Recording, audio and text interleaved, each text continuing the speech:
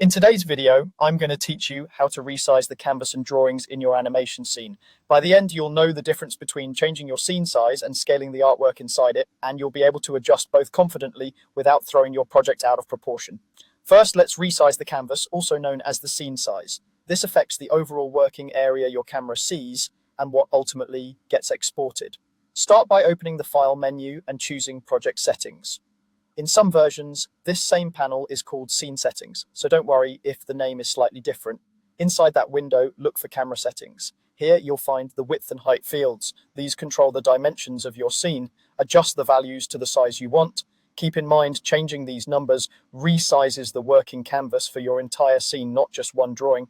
If you're matching a specific output, such as a standard HD frame, be mindful of the aspect ratio so your composition doesn't look stretched. Also note whether the units are pixels or another measurement, so you set numbers that fit your workflow. When you're done, confirm your changes and return to the scene. You'll notice the camera frame updates to reflect the new size, giving you a clearer sense of your composition at the new dimensions. Now let's resize drawings themselves, sometimes called cels or levels, without changing the whole scene. Select the selection tool, the one with the dotted square icon. Click and drag to highlight the drawing or cell you want to scale. You'll see a bounding box appear around your selection. To resize, use the handles on that box and drag inward to scale down or outward to scale up. For consistent results, hold Shift while dragging to keep the proportions locked, which prevents unwanted stretching or squashing.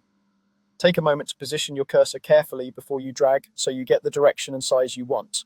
If you need a precise visual check, zoom in temporarily, then zoom back out to see how it sits in the overall frame.